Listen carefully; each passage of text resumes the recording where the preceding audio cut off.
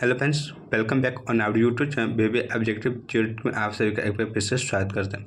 दोस्तों, आज के इस इम्पोर्टेंट वीडियो हम डिस्कस करने वाले हैं बिहार ITI संयुक्त प्रवेश परीक्षा 2025 के मोस्ट इम्पोर्टेंट मॉडल सेट पे, जो कि दोस्तों सामान्य अध्ययन का है। इसके जितने भी क्वेश्चन हैं दोस्तों, उस पर हम डिस्कस करेंगे।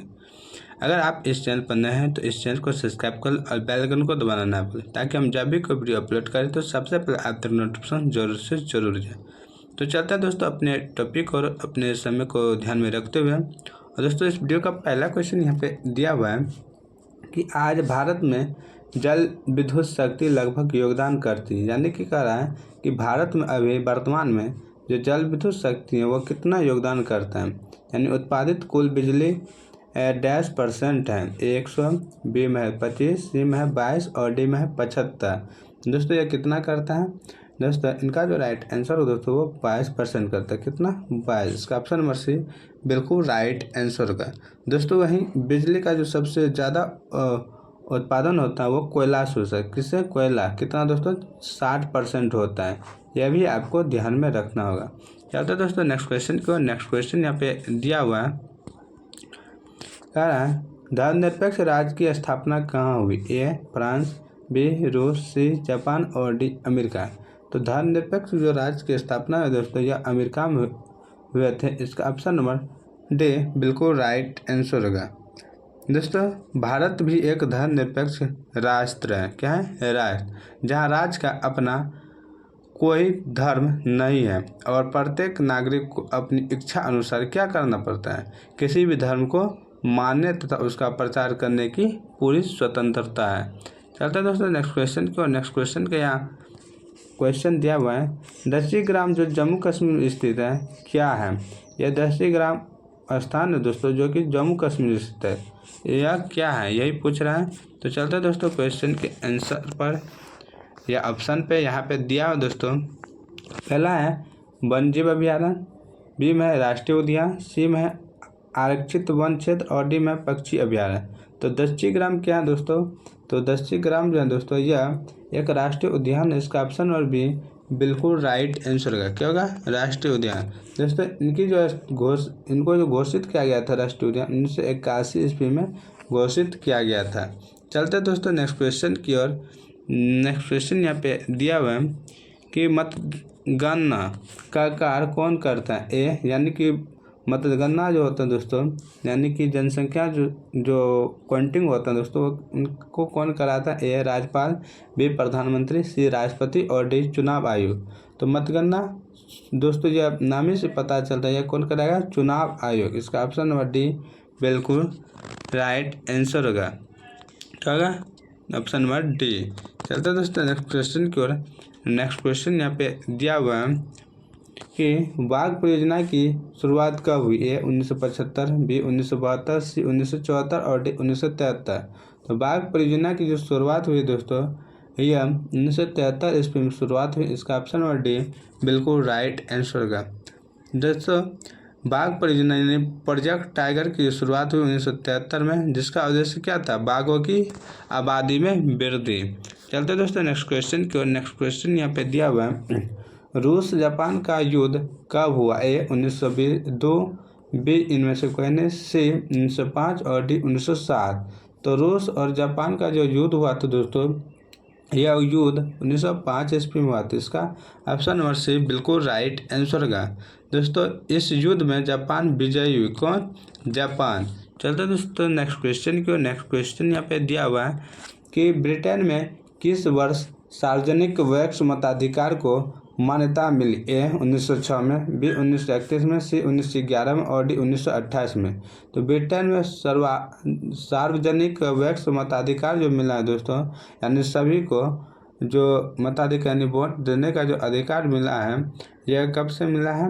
यानी कि मान्यता कब से मिली है? 1928 में। इसका ऑप्शन नंबर डी बिल्कुल राइट आंसर का दोस्तों। चलते दोस्तों नेक्स्ट क्वेश्चन की ओर। नेक्स्ट क्वेश्चन यहाँ पे दिया हुआ है कि वह भूमि जो 5 से अधिक कृषि वर्षों के लिए बिना खेती के छोड़ दी जाती है के डैश के रूप में जानी जाती है। यानी कि कोई भूमि है दोस्तों, उनको 5 वर्ष के बाद ही, यानी पहले कोई फसल उगाया उसके बाद 5 वर्ष तक छोड़ दिया उसके बाद उगाता है। तो इन छोड़ी हुई बीच में जो इनको इस खेत को क्या कहते हैं, यानी कि इस भूमि को क्या कहा जाता है? ए चराई, बी प्रति भूमि, सी कृषि योग्य बंजर भूमि और डी बंजर भूमि। तो इसको क्या कहा जाता है?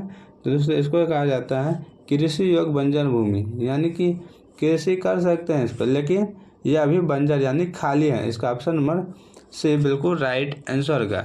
नेक्स्ट क्वेश्चन यहाँ पे दिया हुआ है, रेशम के धागे का उत्पादन के लिए रेशम कीड़े के पालन के रूप में जाना जाता है। ए मधुमक्खी पालन, बी जलीय कृषि, सी रेशम उत्पादन और डी मछली उत्पादन। तो रेशम के धागे का उत्पादन के लिए रेशम की कीड़े पालन के रूप में किसे किया जाता है दोस्तों? तो यह रेशम उत्पादन करता है। इसका ऑप्शन नंबर सी बिल्कुल राइट आंसर होगा। नेक्स्ट क्वेश्चन यहाँ पे दिया हुआ है, काली मिट्टी का दूसरा नाम क्या है? ए लाल मिट्टी, बी बलुई मिट्टी, सी रेगुर मिट्टी और डी पर्वतीय मिट्टी। तो काली मिट्टी का जो दूसरा नाम है दोस्तों यह रेगुर मिट्टी। इसका ऑप्शन नंबर सी बिल्कुल राइट आंसर होगा। दोस्तों यह मोस्ट इम्पोर्टेंट क्वेश्चन है, यह बार बार पूछा जाता है। काली मिट्टी का दूसरा नाम क्या है? रेगुर मिट्टी। इन्हीं का नाम दोस्तों क्या है? कपासी मिट्टी। क्या है? कपासी मिट्टी। सबसे अधिक जो खेती होती है दोस्तों धान का, वो इसी काली मिट्टी या रेगुर मिट्टी में होती है। धान के लिए भी महत्वपूर्ण है। और इसके बाद दोस्तों इसको सतह जोताई मिट्टी भी कहते हैं। क्या कहते हैं? सतह जोताई मिट्टी भी कहते हैं। चलते हैं दोस्तों नेक्स्ट क्वेश्चन की ओर। नेक्स्ट क्वेश्चन यहाँ पे दिया हुआ है कि टाटा, क्या दोस्तों कह रहा है, Tata iron and steel company की स्थापना किसने की थी? ए जमशेदजी टाटा, बी धीरूभाई, सी बिरला और डी भीमा शाह। तो Tata iron and steel company की जो स्थापना की है दोस्तों, इसकी स्थापना जमशेदजी टाटा ने 1907 ईस्वी में की। कब? 1907 ईस्वी में। कहाँ पे दोस्तों? साकाची जमशेदपुर में। यह कहाँ पे है? भारत में है स्थित। चलते दोस्तों नेक्स्ट क्वेश्चन की ओर। नेक्स्ट क्वेश्चन यहाँ पे दिया हुआ है, नेपाल की सबसे लंबी नदी कौन सी है? ए नारायणी, बी घाघरा, सी कर्नाली और डी कोसी। तो नेपाल की जो सबसे लंबी नदी है दोस्तों वो है कर्नाली। कौन सा? कर्नाली। इसका ऑप्शन नंबर सी बिल्कुल राइट आंसर दोस्तों यह उत्तर से दक्षिण की ओर बहती है। कर्नाली उत्तर से दक्षिण की ओर बहती है और यह गहरी घाटियों के माध्यम से भारतीय राज्य उत्तर प्रदेश में प्रवेश कर गंगा से मिल जाती है। कौन? कर्नाली। चलते हैं दोस्तों नेक्स्ट क्वेश्चन की ओर।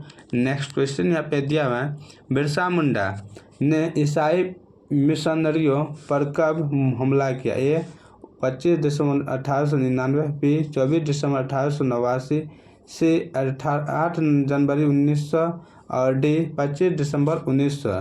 तो बिरसा मुंडा ने ईसाई मिशनरियों पर जो हमला किया तो यह कब किया था? तो 24 दिसंबर 1889 को। इसका ऑप्शन नंबर बी बिल्कुल राइट आंसर होगा।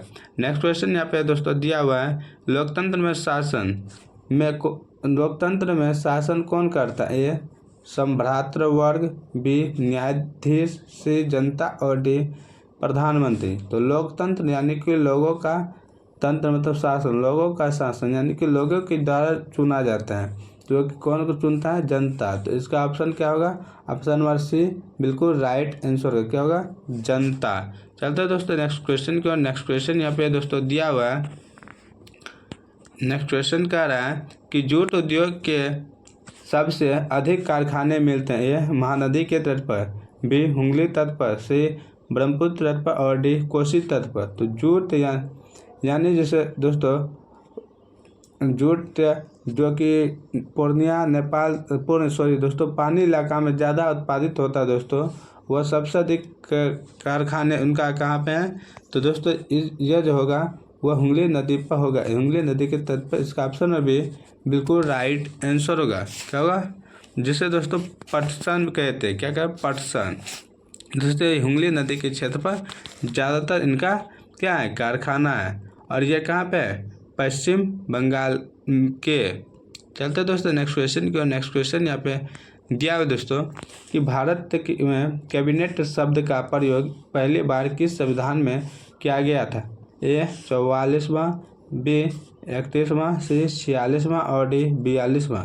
भारत में कैबिनेट शब्द का जो पहली बार संविधान संशोधन में किया गया था दोस्तों, यह 44वां किया गया था। इसका ऑप्शन नंबर ए बिल्कुल राइट आंसर होगा। चलते दोस्तों नेक्स्ट क्वेश्चन की ओर। नेक्स्ट क्वेश्चन यहाँ पे दिया हुआ है, कह रहा है भारत में नई आर्थिक नीति की घोषणा कब हुई? ए 1991, बी 1989, सी 1993 और डी 1997। तो नई आर्थिक नीति की जो घोषणा की है 1991 ईस्वी में किया गया है दोस्तों। इसका ऑप्शन नंबर ए बिल्कुल राइट आंसर होगा। जिसमें दोस्तों 3 तो आता है, उन तीनों का आपको नाम बताना है कमेंट कर। चलते दोस्तों नेक्स्ट क्वेश्चन की ओर। नेक्स्ट क्वेश्चन यहाँ पे दिया हुआ है दोस्तों, भारत में स्थित लोनार झील किस प्रकार का झील है? ए गोखुर झील, बी लेगून झील, सी क्रेटर झील और डी हिमानी झील। तो लोनार झील जो है दोस्तों भारत में वो किस प्रकार की झील है नहीं पूछा दोस्तों, ये क्रेटर झील है। इसका ऑप्शन नंबर सी बिल्कुल राइट आंसर होगा। क्या होगा दोस्तों? क्रेटर झील भारतीय राज्य महाराष्ट्र के बुलढाणा जिले में स्थित लोनार झील है। एक क्रेटर झील है यह। इनका निर्माण प्लेस्टोसीन काल में उल्कापिंड के गिरने से क्या हुआ था? बना था। चलते दोस्तों नेक्स्ट क्वेश्चन की ओर। नेक्स्ट क्वेश्चन यहाँ पे दिया हुआ है, यूसेफ मेजनी ने गुप्त भूमिगत की स्थापना यंग यूरोप नामक समाज में डैश ए वियना, बी बर्न, सी ब्रुसेल्स और डी मार्सिले। तो यूसेफ मेजनी ने गुप्त भूमिगत की जो स्थापना की है यंग यूरोप दोस्तों नामक समाज में डैश हुआ। तो ऐसे हुआ, तो इनका जो राइट होगा वो बर्न में क्या था? इसका ऑप्शन नंबर बी बिल्कुल राइट आंसर का। नेक्स्ट क्वेश्चन है और इस वीडियो का अंतिम क्वेश्चन है दोस्तों, कह रहा है अंग भेद की नीति के विरुद्ध आवाज़ उठाने वाले कौन थे? तो रंग भेद की नीति के जो विरुद्ध आवाज़ उठाने वाले थे दोस्तों वो कौन थे? यहाँ पे 4 ऑप्शन दिया हुआ है। पहला है जॉर्ज डब्ल्यू बुश, बी में है जॉर्ज वाशिंगटन, सी में अब्राहम लिंकन और डी में मार्टिन लूथर किंग। तो रंग भेद की जो नीति के विरुद्ध आवाज़ उठाने वाले थे दोस्तों वह थे मार्टिन लूथर किंग। इसका ऑप्शन नंबर डी बिल्कुल राइट आंसर का। क्या होगा? ऑप्शन नंबर डी बिल्कुल राइट आंसर। दोस्तों 1964 में शांति का नोबेल पुरस्कार से सम्मानित किया गया था। किसको दोस्तों? गांधी जी को। चलते दोस्तों सॉरी दोस्तों यहाँ पे मार्टिन लूथर किंग्स होना चाहिए। 1964 ईस्वी में जो नोबेल पुरस्कार शांति का नोबेल पुरस्कार मिला था दोस्तों वह किसको मिला था? मार्टिन लूथर किंग्स को। इसी को अमेरिका का गांधी कहा जाता था। कहाँ का? अमेरिका का गांधी मार्टिन लूथर किंग्स को कहा जाता था। दोस्तों आज की वीडियो यहीं समाप्त होती है। यह वीडियो आपको कैसा लगा आप कमेंट कर जरूर से ज़रूर बताइएगा। यह वीडियो आपको अच्छा लगा तो आप इस वीडियो को लाइक जरूर से ज़रूर कीजिएगा। चलते दोस्तों मिलते हैं कल के वीडियो में फिर से। तब तक आप लोग स्वस्थ रहे, मस्त रहे, व्यस्त रहे, अपने लक्ष्य के पीछे भागते रहें। जय हिंद, जय भारत, वंदे मातरम।